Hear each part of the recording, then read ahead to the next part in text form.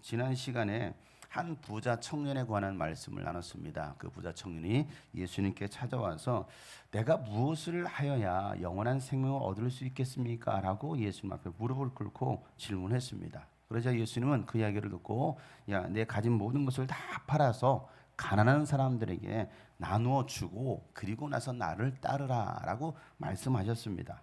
부자 청년은 이 예수님의 말씀을 듣고 심히 근심을 합니다. 어떻게 해야 되지? 어떤 결단을 내려야 되지? 선택이죠. 선택과 결단입니다. 그리고 그는 결단하기를 울상을 짓고 예수님을 떠납니다. 그가 선택한 것이었습니다. 그가 가진 많은 재물이 영원한 생명을 얻는 데 있어서 장애물이 된 거예요. 내가 내려놓지 못한 그 한 가지가 영원한 생명을 얻는데 가장 큰 장애물이 될 수 있다는 것입니다. 사람들은요, 하나님이 아닌 만몬신, 돈신을 섬기면서 살아갑니다. 많은 돈을 벌기 위해서 열심히 공부해요. 유학까지 다녀옵니다. 또 힘들게 직장 생활을 하고 때로는 돈을 벌기 위해서 신앙까지도 버리는 사람들이 있습니다. 건강을 잃으면서까지도 돈을 벌려고 합니다. 여러분, 그러다가 죽으면 그렇게 수고하고 벌어놓은 것이 다 누구 것이 되겠습니까?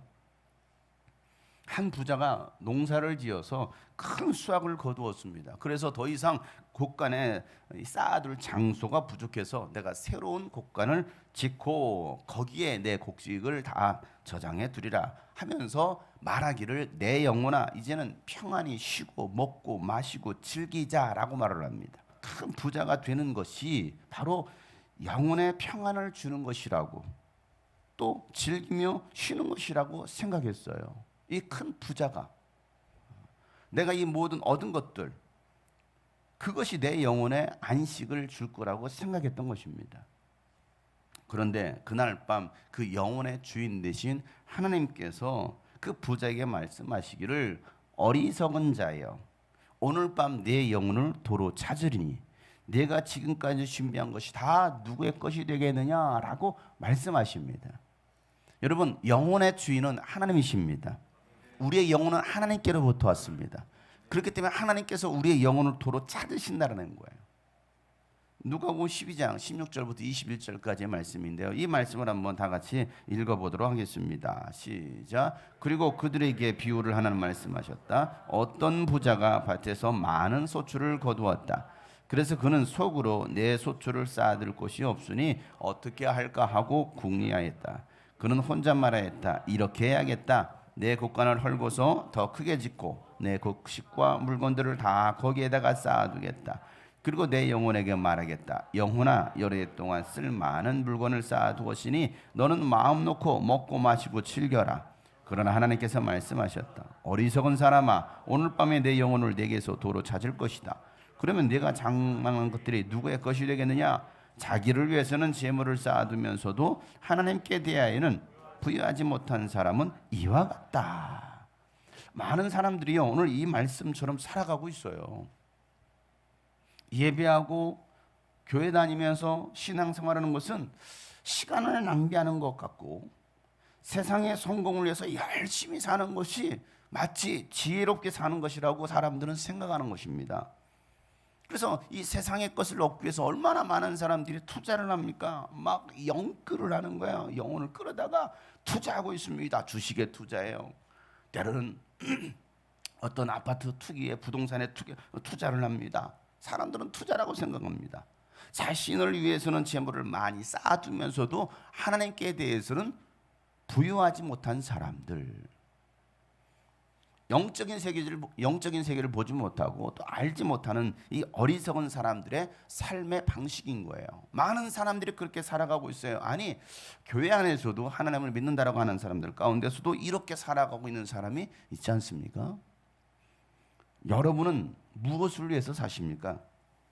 무엇을 위해서 그렇게 열심히 공부하고 무엇을 위해서 열심히 일해서 여러분 돈을 법니까?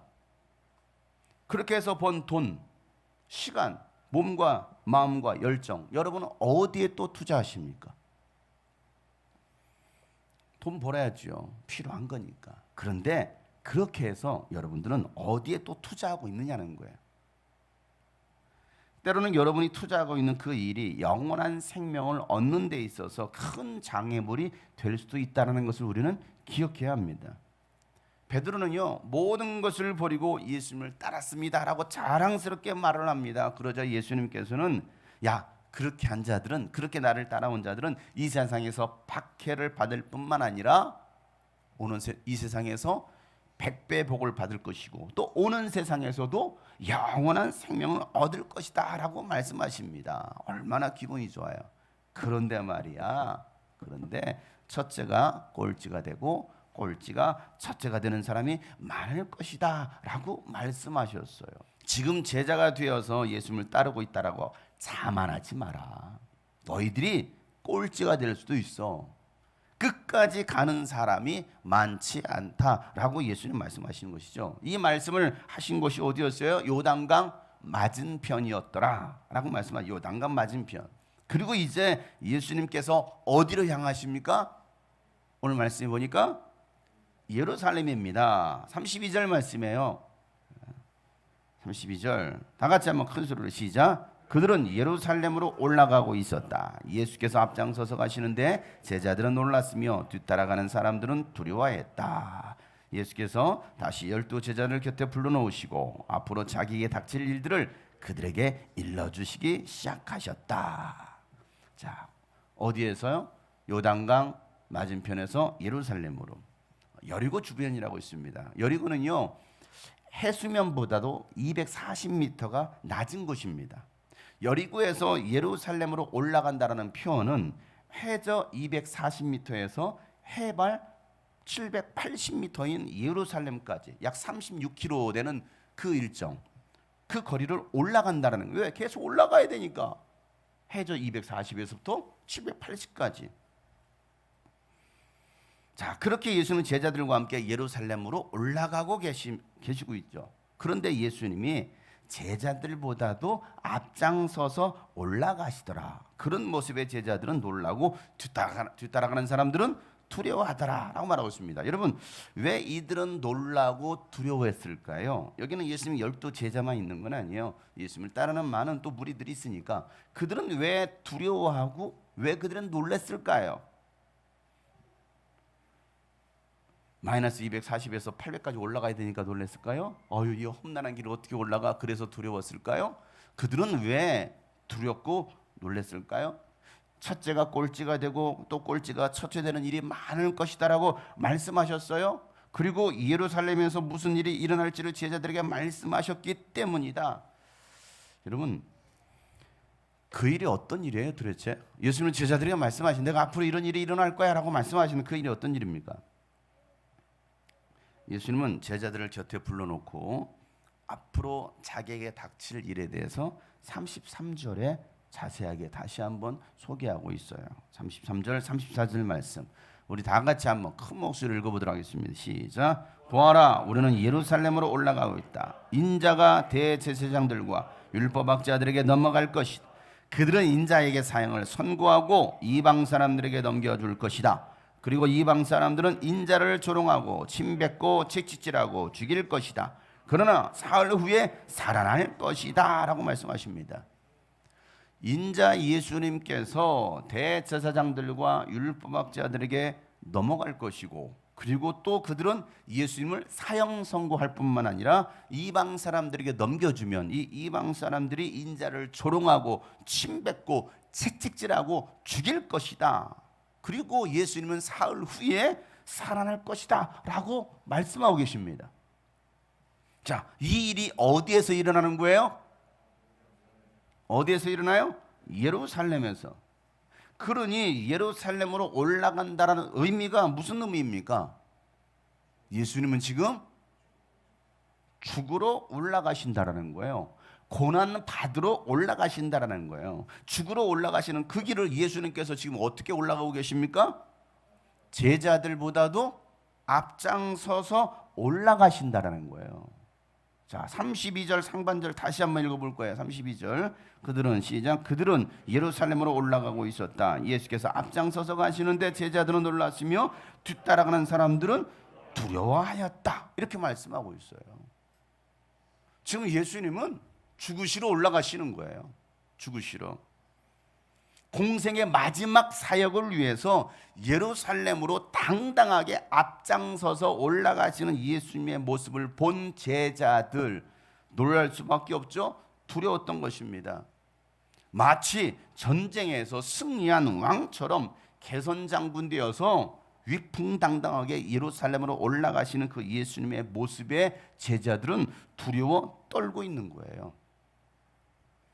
저는 오늘 이 말씀을 들으면서 졸고 있는 여러분들을 보면서 두려워 떨고 있습니다. 이렇게 심각한 말씀을 전하고 오고 싶어도 오지 못하는 분들이 계시고 찬양팀이라고 스텝이라고 먼저 와서 이 자리를 차지한 여러분들이 졸고 있는 모습을 볼 때 저는 두렵고 떨리는 거예요. 왜? 여러분들이 그 한 자리를 차지해서 어떤 분은 오지 못했어요? 그런데 정신을 못 차리고 졸고 있다? 이건 말이 안 되는 거야. 왜 우리가 하나님 앞에 예배하는데 정신을 못 차립니까? 심각하지 않습니까? 20명으로 제한했어요. 20명 아니 들어올 수 없어요. 그런데 여러분들은 특권을 드리고 있어요. 찬양팀이라는 스텝이라는 촬영팀이라는 뭐 안내라는 위원이라는. 그럼 여러분 오지 못한 이들을 위해서라도 대신해서라도 여러분 더 정신을 차려서 예배해야 되는 거 아닙니까? 북한 성도들은 자유롭게 예배할 수 없잖아요. 그들을 대신해서도 우리가 더 열정적으로 기도하고 찬양하고 예배해야 되는 거 아닙니까? 그런데 오늘날 한국교회 어때요? 여러분들은 어떻습니까? 우리는 어떻습니까? 너무 느슨한 거죠. 지금 이런 상황 속에서도 우리는 느슨한 거 여유가 있어요. 할 거 다 하고 먹을 거 다 먹고 누릴 거 다 누리고 그리고 또 예배 시간에서 뭐 하고 있어? 졸고 있다. 그거 좀 심각하지 않습니까? 한동안 제가 이런 얘기를 안 했는데 오늘은 좀 이 얘기를 해야 될 것 같아서.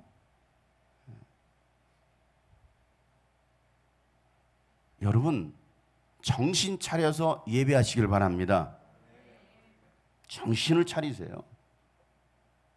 정신을 차리세요.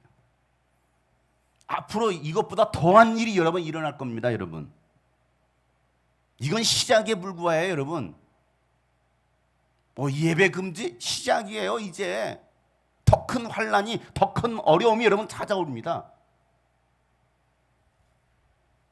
그럼 우리가 어떤 자세로 우리 하나님 앞에 예배하고 신앙생활할 것이냐? 예수님은 지금 죽으러 예루살렘으로 올라가시는 거예요. 그런데도 여러분 예수님 어떻게 하십니까? 그냥 당당히 그들보다도 앞장서서 걸어 올라가시는 그 예수님의 모습. 제자들은 그 모습에 오히려 두려워 떨고 있는 거예요. 여러분 같으면 여러분 예루살렘으로 올라가시겠어요? 올라가면 죽는데 조롱과 멸시를 당해야 되는데 십자가를 져야 되는데 여러분 올라가시겠습니까? 만약에 올라가신다면 여러분 어떤 마음의 자세로 올라가시겠습니까? 예배드리면 벌금 때린다는데 금지라는데 도대체 도무지 이해할 수 없는 일들이 지금 일어나고 있잖아요. 여러분 그래도 할 수 있겠느냐? 지금 그 얘기하고 있는 거죠. 고난이 찾아올 거야. 어려움이 찾아올 거야. 그래도 할 수 있겠느냐? 이들은 두려운 거예요. 예배하는 게 두려운 거예요. 모이는 게 두려운 거예요. 그렇게 두려우면 가지 말아야지. 다른 데도 얼마나 많은 사람들이 지금 휴가철로 돌아다닙니까 여러분? 아니 휴가철 못 가니까 이제는 오히려 더 실내로 더 모여들고 있어요. 실내로. 여러분 예수님은 앞장서서 가십니다. 리더는요 뒤에서 명령하는 사람이 아니라 제일 앞에 서서 걸어가는 사람이에요. 위험한 순간에 뒤로 빠지는 사람이 아니라 다른 사람보다도 더 먼저 앞장서서 가는 사람이 진짜 리더라는 사실이에요. 여러분은 리더이십니까? 전북 익산에 있는 이리고등학교에는요 고 강병식 대령의 추모동상이 있습니다. 이 학교는 제가 나온 명문고등학교입니다. 이 강병식 대령은요 저의 19년 선배님이신데요. 88 서울 올림픽이 한창 준비되고 있었을 때에 안보를 위해서 1988년 6월 4일 이 비무장지대에서 지뢰 매설 작업을 하는 중에 지뢰가 터지게 됩니다. 그 터지는 순간 이 강병식 대령이 엎드려 소리치면서 자신의 몸을 이 지뢰 위에 던졌어요. 그래서 공사 같이 하고 있었던 14명의 장병의 목숨을 구하고 자신은 그 자리에서 완전히 산화되어 버렸습니다. 그때 나이가 35살이었습니다. 여러분, 살찐 성인의 모습을 보여준 진정한 리더 군인이었어요. 육사 출신이었고, 그리고 그 다음 해에 학교에다 동상을 세웠습니다. 누가 리더입니까, 여러분? 자신 한 사람을 희생해서 14명의 장병들을 구하는 사람. 이게 참된 리더 아닙니까? 리더는요, 도망치는 자가 아니라 앞장서서 몸을 던지는 사람입니다. 예수님이 그렇게 앞장서서 예루살렘으로 올라가시는 거예요. 여러분, 심각한 분위기로 예루살렘으로 올라가는데 그 분위기를 깨는 사람들이 있어요. 심각하게 우리가 예배를 드리고 있는데 분위기를 깨는 사람들이 있다니까요. 누굽니까? 야고보와 요한입니다. 야고보와 요한은요, 예수님께 다가가서 이렇게 말합니다. 예수님, 우리가 요구하는 것은 무엇이든지 해주시기를 바랍니다 라고 말을 합니다. 자, 그 부분 35절부터 36절 말씀 다 같이 한번 읽어보겠습니다. 시작. 세베대의 아들들인 야고보와 요한이 예수께 다가와서 말하였다. 선생님, 우리가 요구하는 것은 무엇이든지 해주시기 바랍니다. 예수께서 그들에게 말씀하셨다. 너희는 내가 너에게 무엇을 해주기를 바라느냐. 여러분, 이들이 요구하는 것이 뭐였어요? 37절에 이걸 요구하고 있어요. 37절 다 같이 한번 보겠어요. 그들이 그에게 대답하였다. 선생님께서 영광을 받으실 때에 하나는 선생님의 오른쪽에 하나는 선생님의 왼쪽에 앉게 하여 주십시오. 예수님께서 영광 받으시는 그날에 하나는 오른쪽에 하나는 왼쪽에, 그래 두 사람이 왔으니까 내가 오른쪽 네가 왼쪽 하면서 앉게 해달라는 것입니다. 마태복음에서는요, 야고보와 요한이라고 하고 있지 않고 그의 어머니라고 말하고 있습니다. 세베대 아들들이 어머니가 예수님께 요청했다라고 기록하고 있어요. 마태복음 20장 20절에 보면 그때 세베대 아들들의 어머니가 아들들과 함께 그 아들들을 데리고 왔죠. 예수님께 다가와서 절하며 무엇인가를 청하였다 이렇게 말하고 있어요. 무언가를 청하였다. 여러분, 야고보와 요한의 어머니가 예수님께 치맛바람을 일으키고 있잖아요. 내 자식 좀 잘 봐주세요. 자, 그것도 언제 이런 요청을 하고 있어요? 예수님께서 고난을 당하시고 죽음과 부활에 대해서 세 번째로 말씀하신 바로 그때에 이런 요청을 하고 있습니다. 신기하지 않아요? 야고보와 요한은 예수님께서 말씀하신 의미를 알고 있습니까? 모르고 있습니까? 전혀 모르고 있습니다. 그 말이 무슨 의미인지를 몰라요. 자, 이들이 누구입니까? 야고보와 요한이 누구예요? 베드로와 함께 예수님께 더 특별히 집중적으로 예수님께서 가르치시고 사역하는데 데리고 다녔던 어떻게 보면 베스트 오브 베스트입니다. 제자들 중에 제자들이 바로 야고보와 요한과 베드로였습니다. 그런 제자들이 예수님의 말씀을 깨닫지도 못하고 자신들의 요구 사항만을 들어달라고 예수님께 요청, 아니 지금 명령하고 있어요. 저의 요구를 들어주시길 바랍니다. 목사님, 저의 요구를 들어주시길 바랍니다. 들어주실 수 있으신가요? 도 아니에요. 들어주시겠어요? 도 들어주시길 바랍니다. 지금 예수님께 명령하고 있어요. 나 할 만큼 했잖아요. 따라왔잖아요. 이제 예수님 그 높은 자리에 올라가시는 거 아니에요? 예루살렘 올라갔으니까. 그러면 나를 오른쪽에 왼쪽에 앉게 해주시길 바랍니다 하고서 그들은 지금 예수님께 명령하고 있어요. 예수님께서 받으실 영광이 무엇인지도 전혀 깨닫지도 못하고 있는 것입니다. 그래서 오늘 말씀의 제목이 동상이몽 시즌2예요. 몇 주 전에 오는 동상이몽이라는 제목으로 말씀 나눴잖아요. 지난번에도 예수님께서 고난과 죽음과 부활에 대해서 첫 번째 말씀하셨을 때는 어떤 일이 있었습니까? 베드로가 예수님의 멱살을 잡고서 절대 죽으시면 안 됩니다, 죽을 수 없습니다 하면서 예수님을 꾸짖었던 장면, 그 말씀 하시자마자 자, 두 번째는 어땠습니까? 두 번째 말씀하니까 제자들끼리 서로 내가 더 크다 네가 더 크다 하면서 서로 누가 더 크냐로 싸웠습니다. 자, 세 번째 말씀하실 때도 제자들은 변한 게 전혀 없어요. 오히려 더 믿었던 제자들이 엉뚱한 것을 요구하고 있잖아요. 자, 그런 제자들을 보시는 예수님의 마음은 여러분 어떨 것 같습니까? 아버지는 지금 죽음을 준비하고 있는데 자식들은 재산 싸움하고 있는 거예요. 이 재산 내 거야, 이 집은 내 거야, 재산 싸움하고 있습니다. 그 아버지가 여러분 어떨 것 같습니까? 그런 제자들에게 예수님께서 말씀하시는 거예요. 38절에 예수께서 그들에게 말씀하셨다. 너희는 너희가 구하는 것이 무엇인지를 모르고 있다. 내가 마시는 잔을 너희가 마실 수 있고 내가 받는 침례를 너희가 받을 수 있느냐라고 예수님이 제자들에게 말씀하시죠. 제자들은요, 예수님께서 받으실 영광이 어떤 영광인지도 몰라요. 예수님께서 마시는 잔이 무슨 잔인지도 모르고서 그런 것들을 지금 구하고 있어요. 예수님의 오른편 왼편에 앉는 것이 무엇을 의미한지를 그들은 전혀 모르고 지금 구하고 있는 거예요. 자, 그래서 39절에 뭐라고 합니까? 다 같이 시작. 그들이 그에게 말하였다. 할 수 있습니다. 예수께서 그들에게 말씀하셨다. 내가 마시는 잔을 너희가 마시고 내가 받는 침례를 너희가 받을 것이다. 마시겠습니다. 예수님 마시는 그 잔 내가 마시겠습니다. 여러분, 예수님께서 마시는 잔은 고통의 잔이에요. 예수님께서 받으시는 침례는 십자가의 죽음 후 무덤에 들어가시는 침례입니다. 이것이 예수님께서 받으실 영광이었어요. 그런데 제자들이 생각하는 영광, 예수님께서 말씀하신 영광이 달랐어요. 완전히 달라요.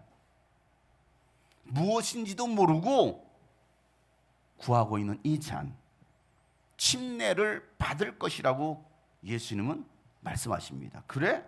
너희들이 내가 마시는 잔을, 이 잔을 마시겠다고? 그래, 마셔.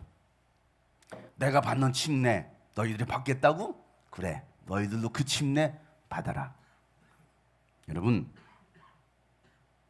예수님의 잔 축배의 잔이 아니었어요.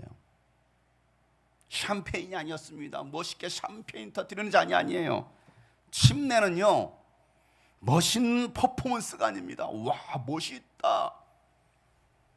침례는 내가 죽고 예수님이 사시는 것입니다.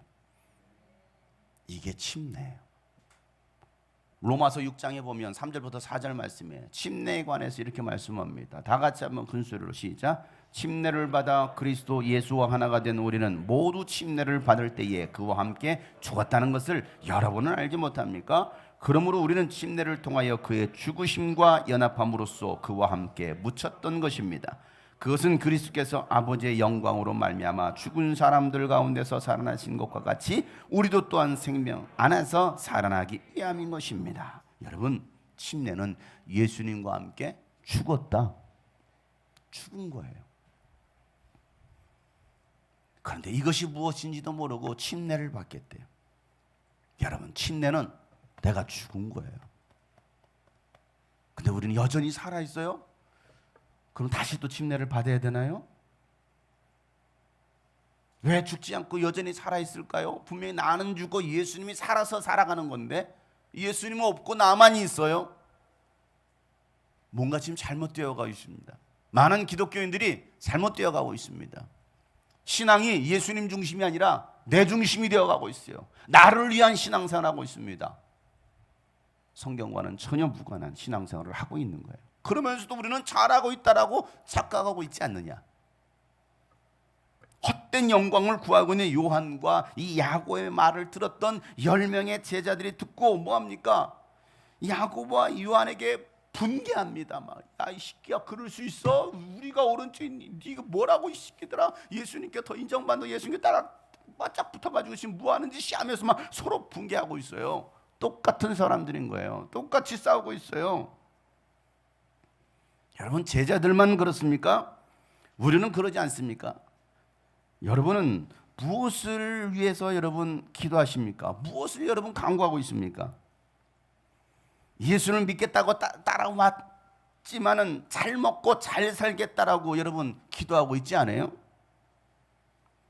자식들 잘 되게 해달라고 어머니가 치맛바람 일으키듯이 그저 자식들의 성공을 위해서 여러분 기도하고 있지는 않습니까? 교회 다니는 이유 목적이 뭐냐고요? 오늘도 우리가 예배하고 있는 이유 목적이 뭐냐고요? 그냥 좋은 교훈의 말씀을 들으려고 우리가 예배하고 있습니까? 하나님의 뜻을 구하는 것이 아니라 자신의 뜻을 구하고 있지 않습니까? 도대체 나는 무엇을 기도하고 있느냐고요? 여러분들의 기도 제목은 무엇입니까? 또 그 기도 들어주지 않으면 모든 것을 엎어버릴 그런 기세로 예수님께 요청하고 있지 않습니까? 반드시 내 요청 들어주셔야만 합니다. 영적인 것은 구하지 않고 육적인 것을 구하고 있는 제자들에게 예수님께서 한 말씀 하시는 거예요. 42절이죠. 예수께서 그들을 곁에 불러놓고 그들에게 말씀하시기를 너희가 아는 대로 이방 사람들을 다스린다고 자처하는 사람들은 백성들을 마구 내리누르고 고관들은 백성들에게 세도를 부린다, 이 말씀하십니다. 서로 싸우고 있는, 내가 더 높은 자리에 앉을 것이 너 그럴 수 있어? 하고 막 서로 싸우고 있는 그들을 향하여서 야, 니들 뭐하고 있는 거야? 도대체 니들 뭐하고 있어? 하면서 세상 얘기를 들려주시는 거예요.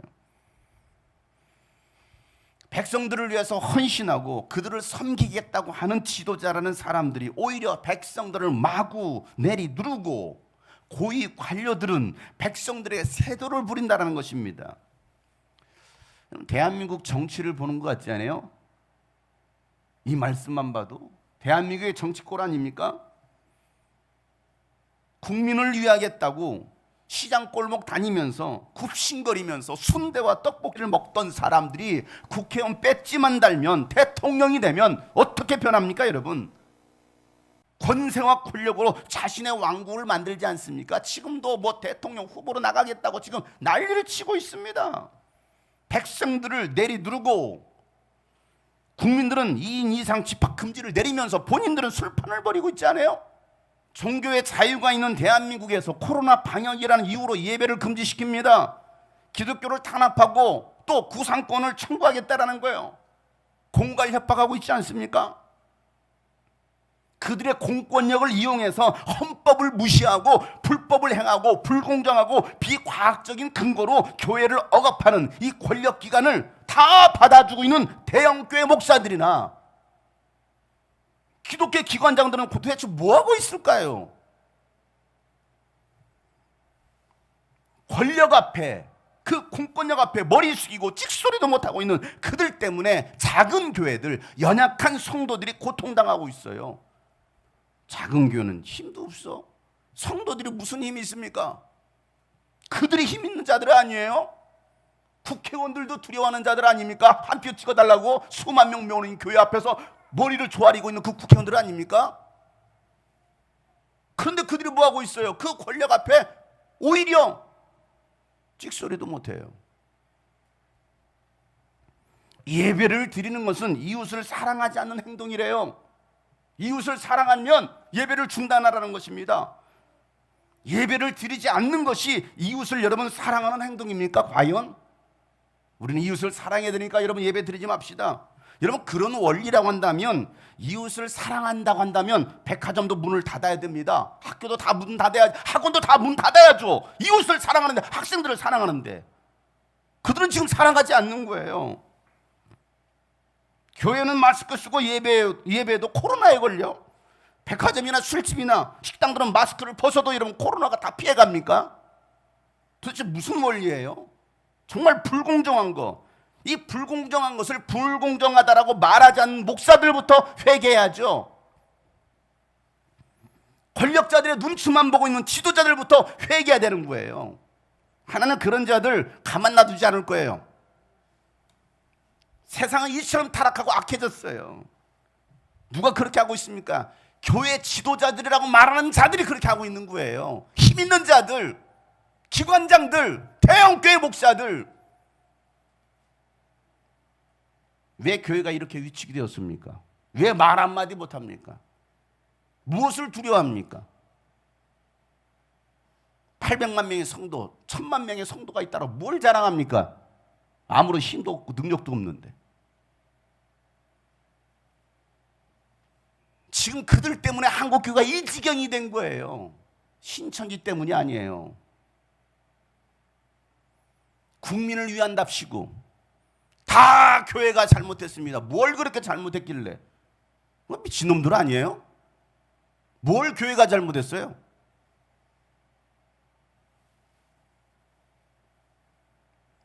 여러분, 우리는 심각하게 받아들여야 됩니다. 여러분, 작년에 제가 3월 달에 했던 말씀을 여러분 잘 기억하세요. 3월 15일 날 제가 했던 말씀을 잘 기억하세요.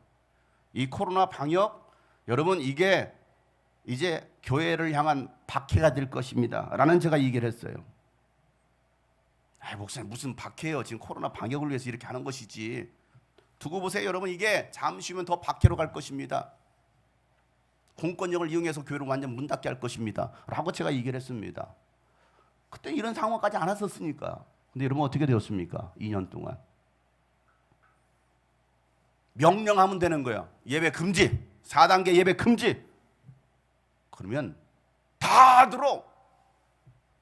정부 기관이요, 교회가 들고 일어설 줄 알았대요. 예배 드리지 말라고 하면. 그런데 오히려 교회가 더 말을 너무 잘 듣더래요. 그렇게 말을 잘 들으니까 이제 예배 드리지 마, 코로나니까 금지하면 다 따라서 하는 거야. 이제 온라인 예배라는 단어를 만들어냈어요. 비대면 예배라는 단어를 만들어냈어요. 누가요? 정부 기관이. 그걸도 다 따르고 있습니다. 비대면 예배, 온라인 예배. 큰 코끼리도요, 그 어마어마한 등지의 코끼리도요, 발목에다가 쇠사슬을 묶어놓고 막대기로 툭툭 때리면요 끔찍을 못해요. 묶여 있으니까. 그리고 그 조련사가 시키는 대로 그 코로나란다, 코끼리가 시키는 대로 코끼리가요 일어서, 팔도 일어서는 거예요. 나중에는 어떻게 되냐 아십니까? 쇠사슬을 풀어도요, 이 막대 하나만 있어도요, 그 코끼리는 그 조련사의 말을 기가 막히게 잘 듣습니다. 한국교회가 지금 그렇게 된 거예요. 그 거대했던 한국교회가 이제는 찍소리도 못하는, 이 지팡이 한마디로 예배하지 마세요. 구상권 청구할 것입니다. 예, 알겠습니다. 얼마나 어리석은 일입니까?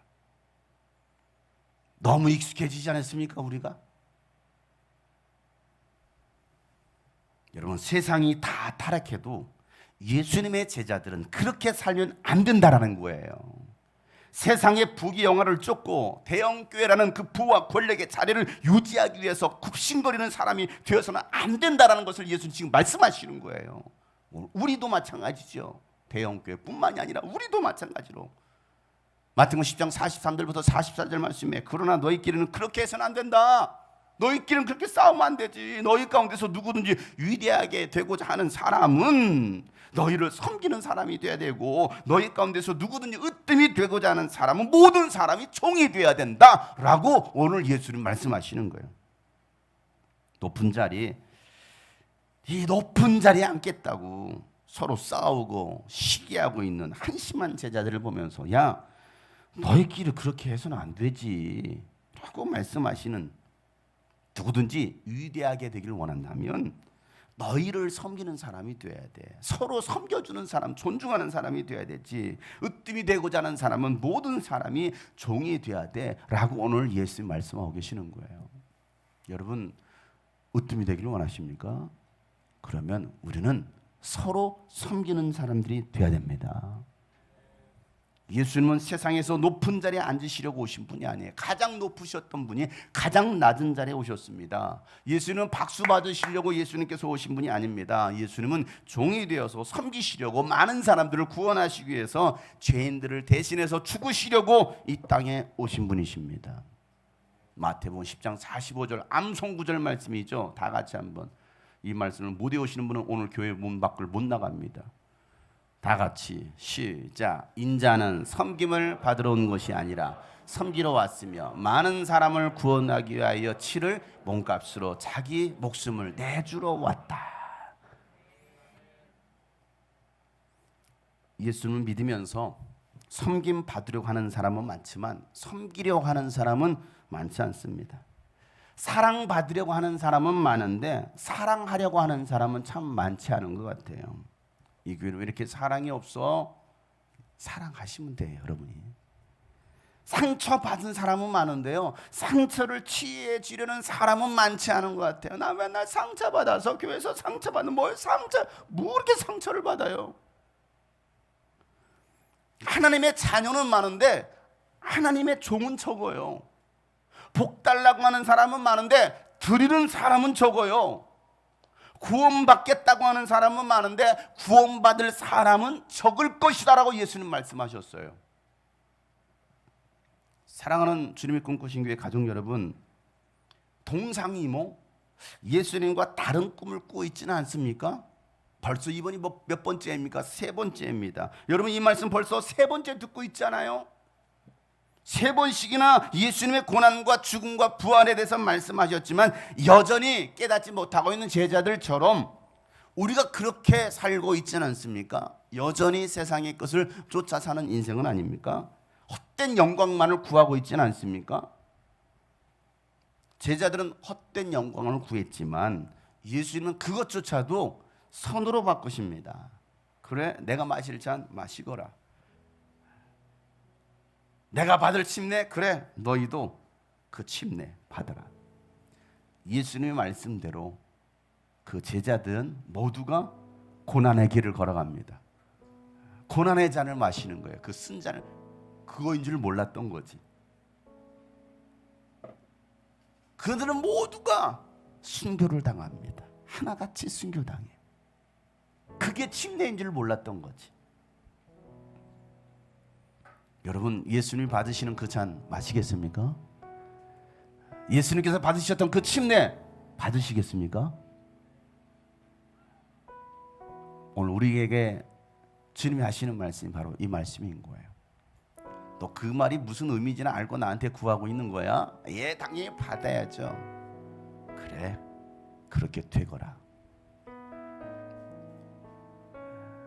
그 길을 걸어가는 우리 모든 성도들 되기를 축복합니다. 오늘도 이 말씀을 듣고 다시 깨달아서 종이 되어서 섬기기로 결단할 수 있는 시간 되시기를 축복합니다. 모든 것들을 다 내려놓고, 헛된 모든 것들을 다 내려놓고 주님만을 섬기겠습니다. 이게 우리의 신앙 고백이야. 우리의 신앙이 고백돼야 되지 않겠습니까? 두 손 들고 찬양합니다. 다시 오실 왕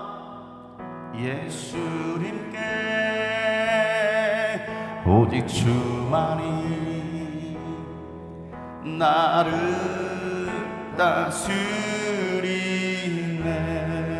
다스리네. 다시 한번 우리 가슴에 두 손 모으고, 두 손 모아 찬양합니다.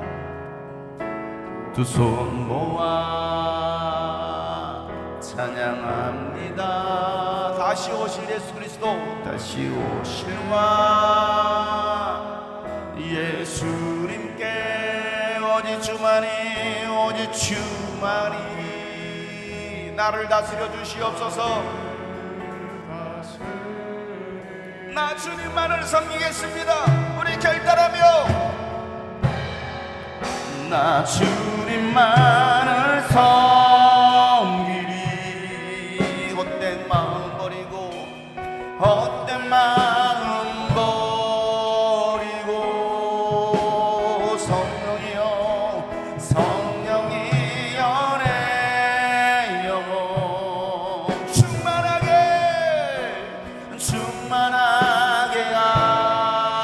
하소서. 나 주님만을 섬기리.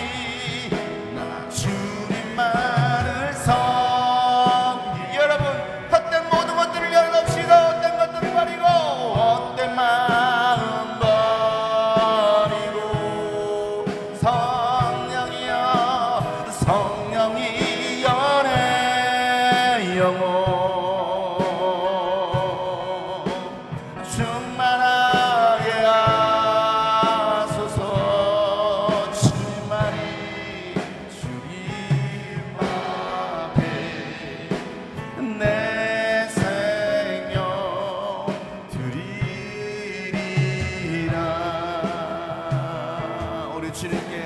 들고 찬양합시다. 두 손 들고 찬양합니다.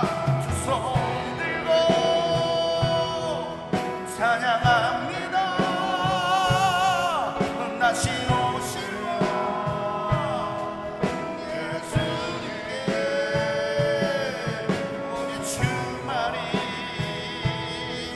나를 다스리네.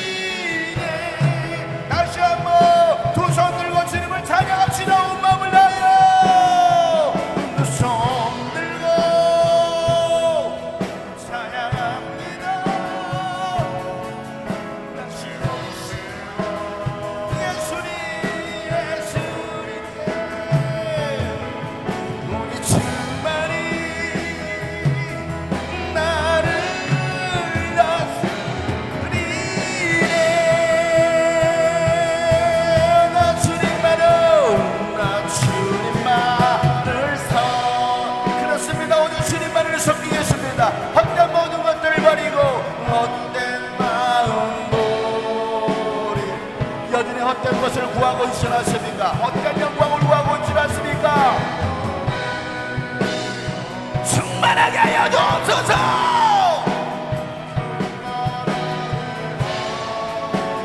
다시 한번 결단하며 나 주님만을 섬기리. 헛된 마음 버리고 성령이 연하여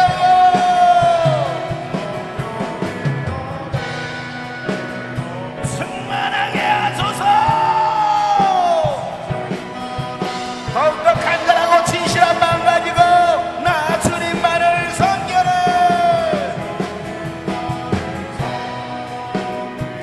헛된 영광 버리고 헛된 영광 버리고 성령이 연해요. 성령이 그렇습니다. 주님 헛된 영광을 버리기를 원하오니 내 영혼의 성에 충만함을 주옵소서. 주님과 신부길을 따라가기를 원합니다. 우리 결단합니다. 같이 한번 동성으로 부르자. 기도합시다. 주여 하나님 아버지, 세상의 어떤 것들을 저도 인생 돌려지 않게 하여 주시옵소서. 주님만을 섬기리. 헛된 마음 버리고 성령이 연해요. 충만하게 하소서. 나 주님만을 섬깁니다. 나 주님만을 섬기리. 헛된 마음 버리고 성령이 연해요. 충만하게 나 주님만을 섬깁니다. 나 주님만을 섬기리. 헛된 마음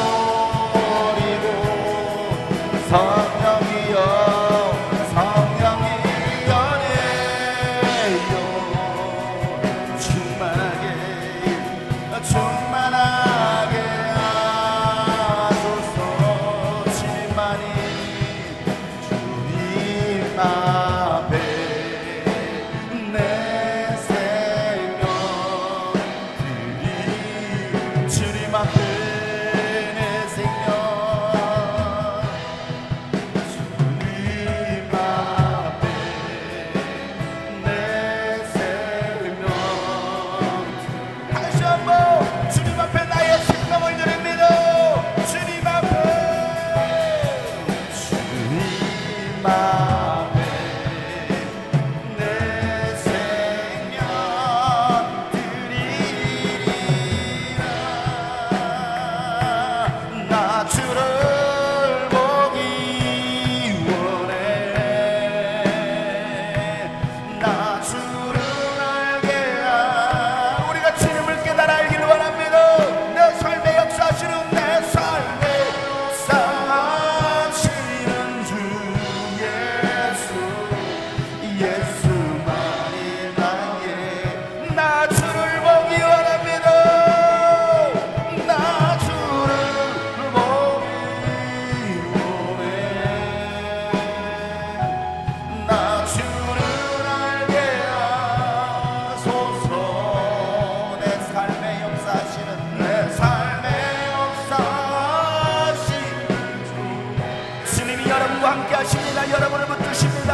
낙심하지 마세요. 염려하지 마세요. 두려워하지 마세요. 우리 마지막으로 나 주를 보기 원해요. 나 주를 보기 원해 나 주를 알게 하소서. 내 삶에 역사하시는 내 삶에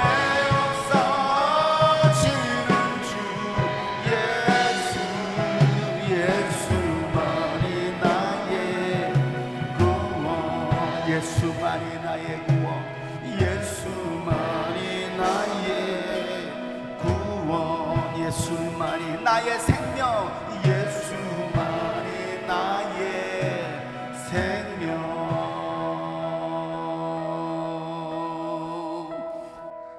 하나님 우리가 주님을 두려워할 줄 아는 자들 되게 하여 주시옵소서. 세상을 두려워하는 것이 아니라 주님을 두려워하고 주님 말씀에 순종하며 주님 가신 그 길을 따라가신 우리 모든 주의 제자들 우리 성도들 되게 하여 주시옵소서. 오늘도 이 들려지는 주의 음성이 주님의 음성으로 들려지게 하시고 하나는 헛된 것을 쫓아가는 영광을 구하는 것이 아니라 주님이 받으실 그 영광을 함께 받을 수 있는 우리 모든 성도들 되게 하여 주시옵소서. 이제는 우리 구주 예수 그리스도의 은혜와 하나님 아버지의 놀랍고도 지극한 사랑이 또 성령님의 감동 감화 교통 충만하심이 오늘 말씀처럼 헛된 것을 구하고 쫓아가는 인생이 아니라 주님 가실 그 길을 따라가기로 결단한 모든 하나님의 사람들 머리 위에 이제부터 영원토록 함께 하시기를 간절히 축복하며 기도하옵나이다.